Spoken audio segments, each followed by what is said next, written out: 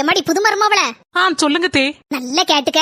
இனி எல்லா வேலையும் நீ தான் செய்யணும். அதுக்கப்புறம் யார் யாருக்கு என்னென்ன பிடிக்குதோன்னு பார்த்து பார்த்து சமையல் செஞ்சு அவங்கள நல்லா பாத்துக்கிட வேண்டியது உன் கடமை. சரிங்க தே.